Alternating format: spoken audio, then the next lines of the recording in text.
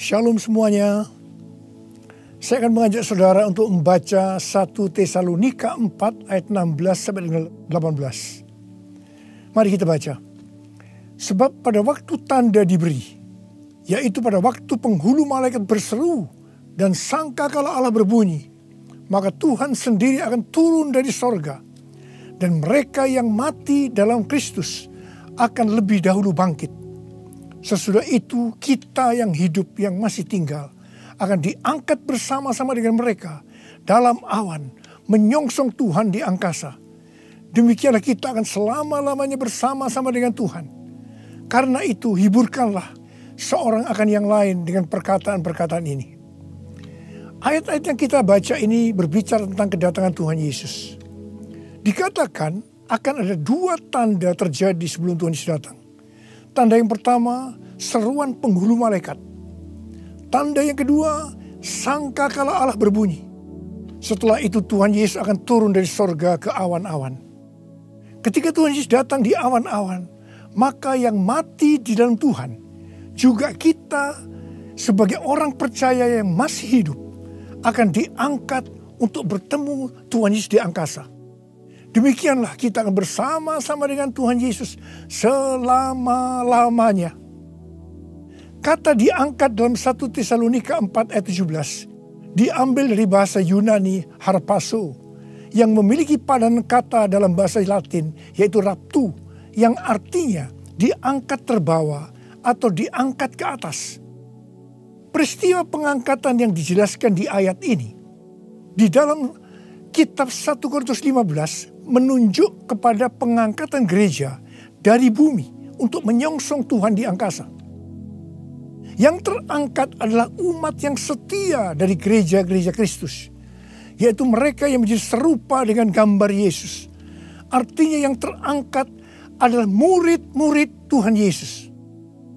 Kebangkitan mereka yang mati di dalam Kristus seperti yang tertulis dalam 1 Tesalonika 4 ayat 16 bukan kebangkitan yang sama seperti yang tertulis dalam Wahyu 20 ayat 4. Karena peristiwa dalam Wahyu 20 ayat 4 ini terjadi setelah Tuhan Yesus datang kembali menginjakkan kaki di bumi, di mana Tuhan Yesus akan membinasakan yang jahat dan membelenggu iblis. Kebangkitan dalam Wahyu 20 ayat 4 ini berkaitan dengan orang yang mati syahid dalam masa kesengsaraan besar. Seperti yang tertulis dalam 1 Tesalonika 4 ayat 16, di mana orang yang mati di dalam Kristus dibangkitkan. Maka bersamaan itu pula orang percaya yang masih hidup dalam waktu sekejap tubuhnya diubah menjadi tubuh kemuliaan. Kemudian keduanya akan diangkat bersama-sama untuk menyongsong Tuhan Yesus di angkasa. Kita akan bersama-sama dengan Tuhan Yesus dibawa ke sorga. Dan keluarga-keluarga Allah akan berkumpul kembali. Haleluya. Tidak ada lagi yang namanya kesusahan. Tidak ada lagi penganiayaan. Tidak ada lagi penindasan. Tidak ada lagi kematian. Pengangkatan atau rapture ini akan membebaskan kita dari murka yang akan datang. Yaitu masa kesengsaraan besar. Jadi kita tidak akan mengalami kesengsaraan besar. Haleluya. Terima kasih Tuhan Yesus. Janji Tuhan Yesus untuk datang kembali dan mengangkat gerejanya yang setia merupakan pengharapan bagi kita semua. Ini merupakan penghiburan yang utama bagi orang percaya yang menderita. Karena itu orang-orang percaya dari zaman ke zaman yang mengalami malapetaka, penderitaan akan selalu berkata, Tuhan Yesus akan datang segera. Karena ini merupakan penghiburan utama bagi mereka yang menderita. Termasuk dengan adanya pandemi COVID-19 ini. Kalau hari-hari ini banyak yang bertanya-tanya. Apakah dengan adanya pandemi COVID-19 kedatangan Tuhan Yesus sudah di ambang pintu? Bagi saya, pengharapan seperti ini jangan dipatahkan dengan bermacam-macam alasan bahwa kedatangan Tuhan Yesus masih lama.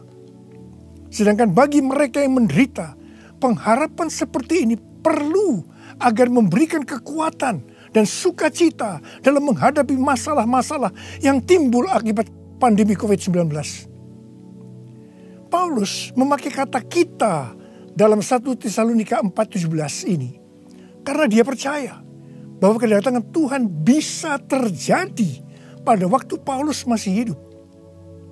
Alkitab menekankan agar kita sebagai orang percaya dengan penuh kerinduan terus menantikan kedatangan Tuhan Yesus.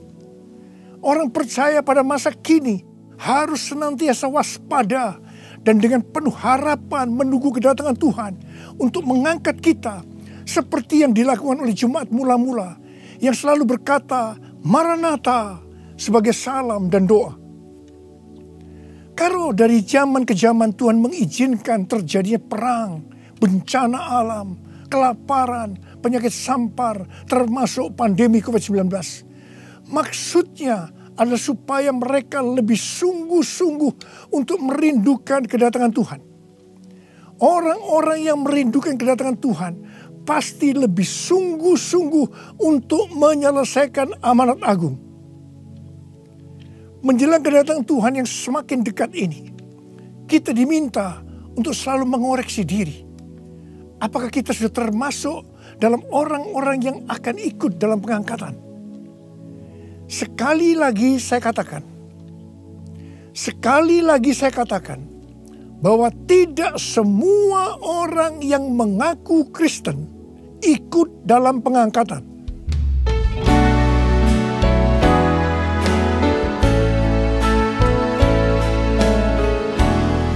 Pujilah aku Tuhan, cobalah aku Tuhan, selidiki batinku dan hatiku, mataku tertuju padamu. Aku cinta padamu Tuhan, aku rindu hadirat-Mu Tuhan. Aku ingin selalu dekat padamu, menikmati kehadiran-Mu. Menyanyi Hosana bagi Rajaku yang duduk di takhta. Aku muliakan dan ku agungkan, Kau layak disembah, Kau layak disembah.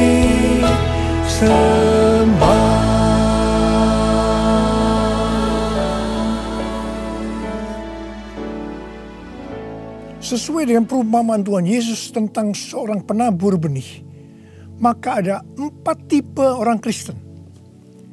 Orang Kristen tipe pertama diumpamakan dengan benih yang jatuh di tepi jalan dan datang burung-burung memakan habis benih itu. Tuhan Yesus menyebutkan ini adalah orang-orang yang mendengar firman Tuhan tetapi tidak mengerti.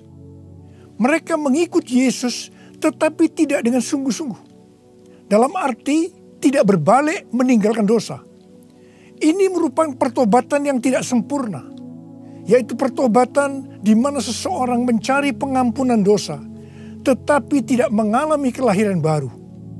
Jadi ini adalah orang Kristen yang tidak lahir baru. Orang Kristen yang duniawi. Orang Kristen yang hidup dalam kedagingan. Ini adalah orang Kristen yang tidak menerima keselamatan. Orang Kristen tipe kedua diumpamakan sebagai benih yang jatuh di tanah yang berbatu-batu, yang tidak banyak tanahnya. Benih itu bisa tumbuh, tetapi setelah kena matahari, dia layu karena tidak berakar. Tuhan Yesus menyebutkan ini adalah orang yang mendengar firman Tuhan, menjadi percaya dan bertumbuh. Mereka sudah lahir baru, tetapi kemudian mereka murtad karena gagal melawan pencobaan. Jadi ini juga merupakan orang Kristen yang kehilangan keselamatan. Orang Kristen tipe ketiga diumpamakan dengan benih yang ditabur di tengah semak duri. Semak duri itu tumbuh bersama-sama dengan benih yang tumbuh. makin lama makin besar dan menghimpit benih itu sampai mati. Jadi tidak sempat berbuah. Tuhan Yesus mengatakan bahwa ini adalah orang-orang yang mendengar firman Tuhan dan bertumbuh. Tetapi dalam pertumbuhan selanjutnya, mereka terhimpit oleh kekhawatiran, tipu daya kekayaan, dan kenikmatan hidup, sehingga mereka tidak berbuah. Tuhan Yesus berkata dalam Yohanes 15 ayat 1 dan 2, "Akulah pokok anggur yang benar, dan Bapakulah pengusahanya. Setiap ranting padaku yang tidak berbuah, dipotongnya. Dan setiap ranting yang berbuah, dibersihkannya, supaya ia lebih banyak berbuah. Ranting yang dipotong akan jatuh ke tanah, lalu menjadi kering, dikumpulkan orang, dan dicampakkan ke dalam api, lalu dibakar. Jadi orang Kristen yang tidak berbuah akan kehilangan keselamatan." Kitab Wahyu 3 ayat 14-22 merupakan pesan Tuhan Yesus kepada jemaat di Laodikia. Jemaat di Laodikia adalah jemaat yang kaya secara materi. Mereka berdagang emas, salep mata yang sangat terkenal, dan juga berdagang baju-baju. Dan mereka berkata, "Aku kaya, dan aku telah memperkayakan diriku, dan aku tidak kekurangan apa-apa." Tapi Tuhan Yesus berkata kepada mereka, "Aku tahu segala pekerjaanmu. Engkau tidak dingin dan tidak panas. Alangkah baiknya jika engkau dingin atau panas. Jadi karena engkau suam-suam kuku dan tidak dingin atau panas, aku akan memuntahkan engkau dari mulutku." Jadi, tipu daya kekayaan dan kenikmatan hidup akan membuat orang Kristen menjadi suam-suam kuku dan tidak berbuah. Itu akan dimuntahkan oleh Tuhan Yesus. Artinya mereka akan kehilangan keselamatan kalau mereka tidak bertobat. 1 Timotius 6 ayat 9 dan 10 berkata, "Tetapi mereka yang ingin kaya terjatuh ke dalam pencobaan, ke dalam jerat, dan ke dalam berbagai-bagai nafsu yang hampa dan yang mencelakakan, yang menenggelamkan manusia ke dalam keruntuhan dan kebinasaan. Karena akar segala kejahatan ialah cinta uang. Sebab oleh memburu uanglah beberapa orang telah menyimpang dari iman dan menyiksa dirinya dengan berbagai-bagai duka. Jadi hati-hati dengan tipu daya kekayaan dan kenikmatan hidup. Karena itu bisa membuat orang kehilangan keselamatan." Orang Kristen tipe keempat diumpamakan dengan benih yang jatuh di tanah yang baik. Benih itu tumbuh dengan suburnya dan berbuah. Tuhan Yesus berkata bahwa ini berbicara tentang orang yang mendengar dan menyambut firman Tuhan, lalu berbuah. Ada yang 30 kali lipat, 60 kali lipat, dan 100 kali lipat. Orang Kristen tipe ini akan menghasilkan buah roh, kasih, sukacita, damai sejahtera, kesabaran, kemurahan, kebaikan, kesetiaan, kelemah lembutan, dan penguasaan diri. Ini adalah karakter Tuhan Yesus. Orang Kristen tipe ini adalah mereka yang menjadi serupa dengan gambar Yesus, yaitu menjadi murid Tuhan Yesus. Saya mau mengajak saudara untuk memeriksa diri kita. Saya termasuk tipe orang Kristen yang mana ya? Apakah orang Kristen tipe yang pertama? Apakah termasuk orang Kristen yang tipe kedua? Apakah termasuk orang Kristen tipe yang ketiga? Atau apakah saya termasuk orang Kristen tipe yang keempat? Saya berdoa agar semua kita termasuk orang Kristen tipe yang keempat. Orang Kristen tipe yang keempat ini yang akan melihat Tuhan Yesus datang di awan-awan. Dan mereka akan ikut dalam pengangkatan. Ku mau seperti-Mu Yesus, disempurnakan selalu segenap jalanku memuliakan nama-Mu, memuliakan nama-Mu, memuliakan nama-Mu.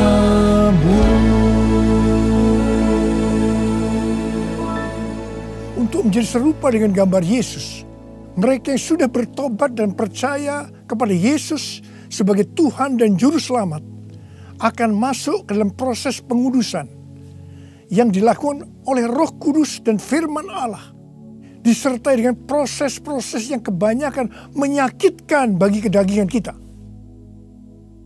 Kevin Yesip, salah satu pendiri dan pemimpin dari gerakan doa di Amerika yang bernama The Return, pada tanggal 26 September 2020 yang lalu, berdoa di National Mall, Washington DC, dengan jumlah puluhan ribu orang.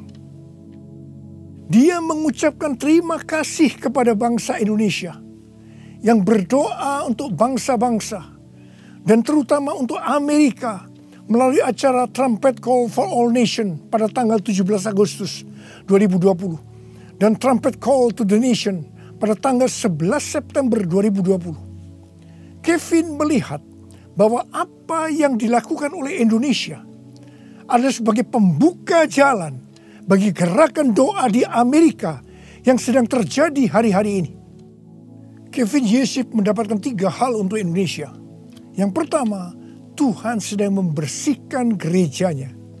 Yang kedua, Tuhan membawa gerejanya masuk ke tempat perhentian. Dia sebutkan sebagai masa isolasi.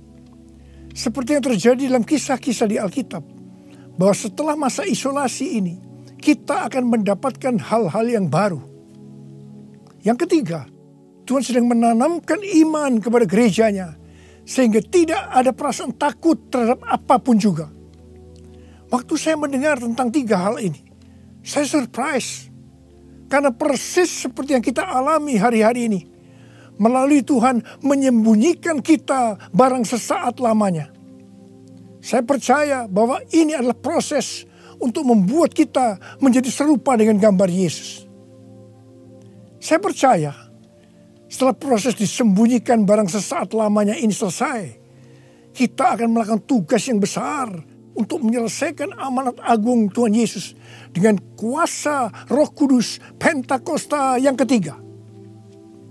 Tuhan memberikan tema tahun 2020 sebagai tahun dimensi yang baru dengan 2 ayat emas, yaitu dari 2 Korintus 3 ayat 18 dan Ulangan 28 ayat 13 dan 14. Sesuai dengan kedua ayat emas ini, Tuhan akan memberikan kepada kita dimensi atau ukuran yang baru dalam berkat rohani maupun berkat jasmani. Dimensi yang baru dari berkat jasmani akan mengikuti dimensi baru dari berkat secara rohani. Kalau kita makin serupa dengan gambar Yesus, karena kemuliaan Tuhan yang diberikan kepada kita makin besar, maka berkat jasmani yang akan kita nikmati akan semakin besar. Kita akan menjadi kepala dan bukan ekor. Kita akan tetap naik dan bukan turun. Yang percaya katakan amin. Dengan adanya pandemi COVID-19, dimensi rohani kita akan dibawa semakin naik. Karena kita semakin diubah menjadi serupa dengan gambarnya. Sehingga seperti janji Tuhan Yesus, maka kita akan tetap dipelihara secara jasmani. Seperti dalam kondisi resesi ekonomi yang merupakan dampak dari pandemi COVID-19.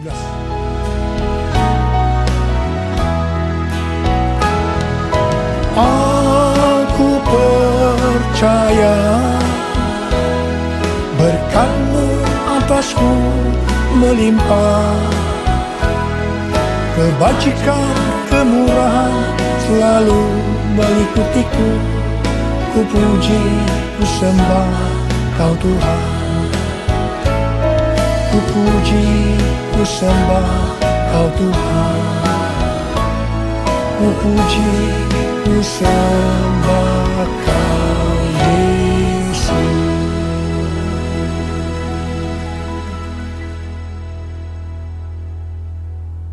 Paulus memberikan arahan dan nasihat kepada kita, orang-orang Kristen yang merupakan tanah yang subur, yaitu orang Kristen yang berbuah. Dalam 1 Tesalonika 5 ayat 1-22. Yang pertama terdapat dalam 1 Tesalonika 5 ayat 9 yang berkata, Allah tidak menetapkan kita untuk ditimpa murka, tetapi untuk beroleh keselamatan oleh Yesus Kristus Tuhan kita. Artinya pengangkatan akan terjadi sebelum murka Tuhan datang, yaitu sebelum kesengsaraan besar datang. Yang kedua, kita adalah anak-anak terang yang tidak tidur dan mabuk seperti mereka yang hidup dalam kegelapan. Tetapi kita senantiasa berjaga-jaga dan sadar. Yang ketiga, hormati orang yang mementor kita, yaitu yang mengarahkan dan menegur kita, juga yang menjadi bapa rohani kita.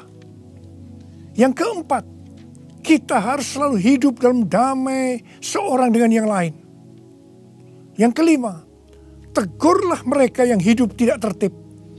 Hiburkan mereka yang tawar hati. Belalah mereka yang lemah. Sabarlah terhadap semua orang. Yang keenam, jangan membalas kejahatan dengan kejahatan. Hiduplah dengan baik dengan semua saudara seiman dan semua orang.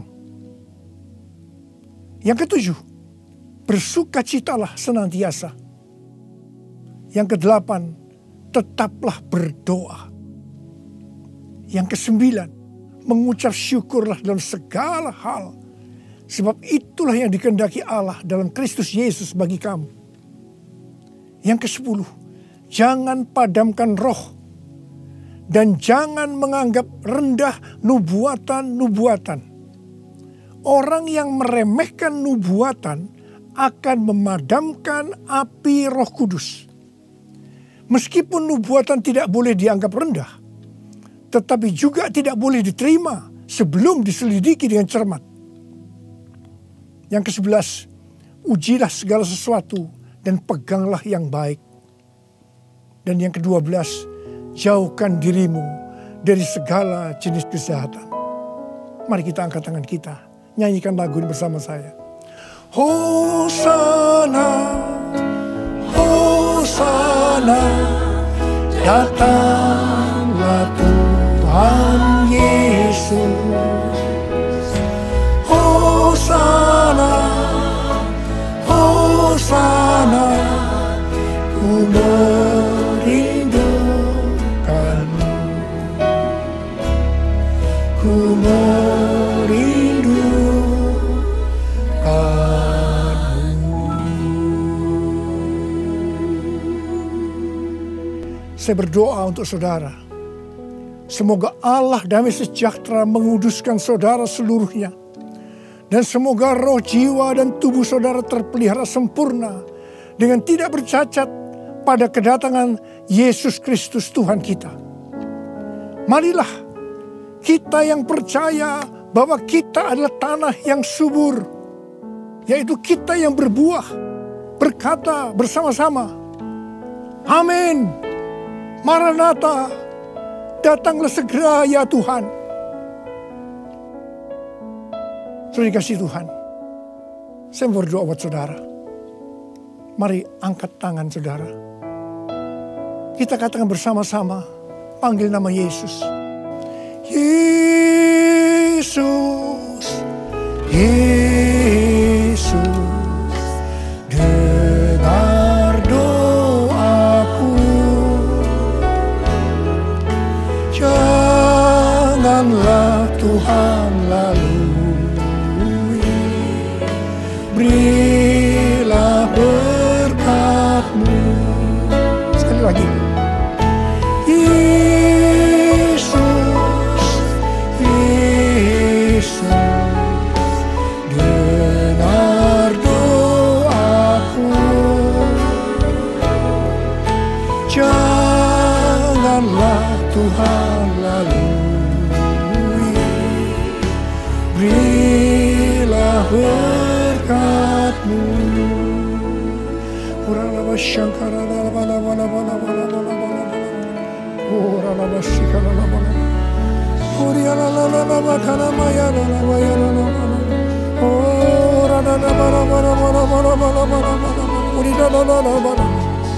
Untuk melihat tangan-tangan yang terangkat, Tuhan. Tuhan, Kau mengasihi anak-anak-Mu. Kau mengasihi anak-anak-Mu. Engkau melihat keadaan mereka satu persatu, ya Tuhan. Engkau tidak pernah meninggalkan mereka. Mungkin mereka saat ini kebingungan, ada yang ketakutan, khawatir, ya Tuhan. Malah ada yang depresi, Tuhan kasihani mereka, ya Tuhan. Mereka seolah tidak tahu apa yang harus diperbuat. Bapa, Engkau memberikan kepada mereka damai sejahtera, Tuhan. Engkau menolong mereka, ya Tuhan, di tengah-tengah pandemi COVID-19. Tidak ada yang sakit, ya Tuhan. Tidak ada yang berkekurangan. Semua dicukupkan oleh Tuhan, malah berkelimpahan dalam segala hal. Hamba berdoa buat anak-anak-Mu. Biarlah mereka berbuah-buah dengan lebatnya. Sehingga pada saat Engkau datang, mereka ikut diangkat bersama-sama. Dan bertemu dengan Engkau, Raja di atas segala raja, di awan-awan. Dan selanjutnya akan bersama-sama dengan Tuhan Yesus selama-lamanya. Terima kasih Abba. Yesus, Yesus, dengar doaku. Janganlah Tuhan lalui, berilah berkat-Mu. Mari saudara-saudara, kita akan masuk dalam perjamuan kudus. Kita akan mengingat ayat ini. Sebab setiap kali kamu makan roti ini dan minum cawan ini, kamu memberitakan kematian Tuhan sampai Ia datang. Perjamuan kudus adalah perjamuan Tuhan Yesus sendiri. Setiap kali kita masuk dalam perjamuan kudus, Tuhan Yesus selalu berkata, biarlah ini menjadi peringatan akan aku. Karena itu mari, arahkan hati saudara kepada kebaikan Tuhan. Kita akan mengingat kebaikan Tuhan. Mari tundukkan kepala. Bapa, siapakah kami ini Tuhan sebelum kami mengenal Engkau? Kami semua orang berdosa. Upah dosa adalah maut, mati. Tapi Engkau yang tidak berdosa telah jadikan dosa oleh karena kami. Engkau harus turun dari surga mulia menjelma menjadi manusia untuk mati ganti kami dengan penderitaan yang luar biasa. Sungguh betapa baiknya Engkau ya Aba. Betapa baiknya Engkau ya Aba. Engkau jadikan kami sebagai anak-anak-Mu. Engkau tuntun, Engkau bela, Engkau lindungi. Engkau sembuhkan kami. Engkau hiburkan kami. Engkau juga tegur kalau kami salah. Itu Engkau ya Aba. Itu Engkau ya Aba. Saudara, Tuhan akan memberkati kita semua melalui perjamuan kudus. Tapi Tuhan mau kita makan dan minum dengan cara yang benar. Karena itu masing-masing sekarang berdoa. Lihat keadaan dirimu masing-masing. Introspeksi. Kalau ada dosa yang Tuhan ingatkan saat ini, langsung minta ampun. Langsung minta ampun supaya engkau diberkati oleh Tuhan. Tuhan, ampuni kami. Engkau melihat anak-anak-Mu semua yang saat ini sedang minta ampun padamu. Ampuni mereka ya Tuhan. Ampuni kami semua ya Tuhan. Ampuni anak-anak-Mu. Tuhan terima kasih. Terima kasih ya Tuhan. Layakkan kami masuk dalam perjamuan kudus. Kami akan masuk dalam perjamuan kudus dengan hati yang penuh ucapan syukur. Dalam nama Yesus kami berdoa. Amin. Sekarang saudara, mari. Kita angkat roti di tangan kanan kita tinggi-tinggi. Sebab apa yang telah kuteruskan kepadamu telah aku terima dari Tuhan.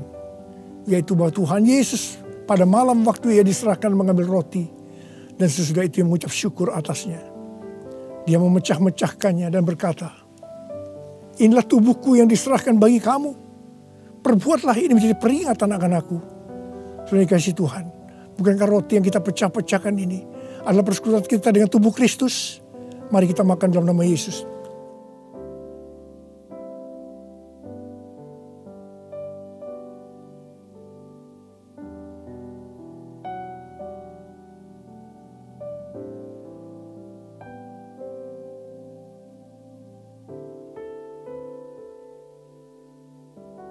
Sekarang angkat cawan di tangan kanan saudara tinggi-tinggi. Demikian juga yang mengambil cawan sesudah makan lalu berkata, cawan ini adalah perjanjian baru yang dimeteraikan oleh darahku. Perbuatlah ini setiap kali kamu meminumnya menjadi peringatan akan aku. Selalu dikasih Tuhan. Bukan cawan pengucapan syukur yang atas kita ucapkan syukur. Adalah persekutuan kita dengan darah Yesus. Mari kita minum dalam nama Yesus.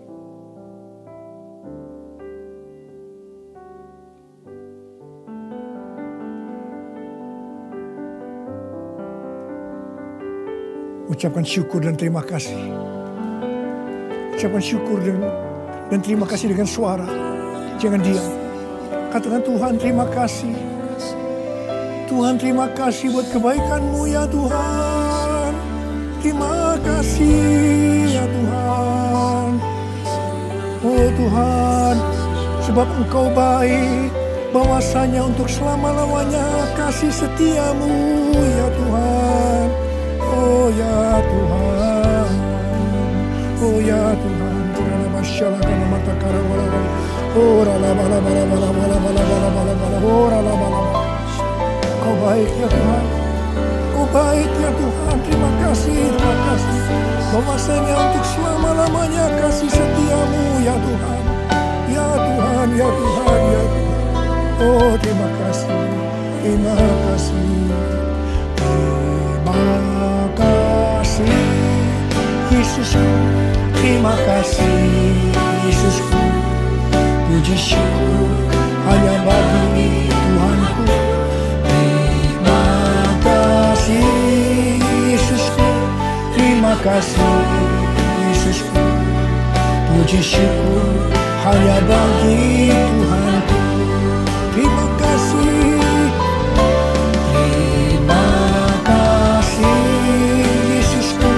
Terima kasih Yesusku, puji syukur hanya bagi Tuhanku. Terima kasih Yesusku, terima kasih Yesusku, puji syukur hanya bagi Tuhanku. Puji syukur hanya bagi Tuhanku. Puji syukur hanya bagi Tuhanku.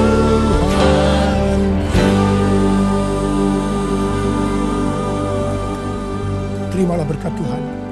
Kasih karunia berlimpah-limpah daripada Allah Bapa dalam Anak yang tunggal Yesus Kristus. Persekutuan yang manis dengan Roh Kudus menyertai saudara sekalian mulai hari ini sampai Tuhan datang menjemput kita di awan-awan dan bahkan sampai selama-lamanya. Yang percaya bersama-sama katakan amin.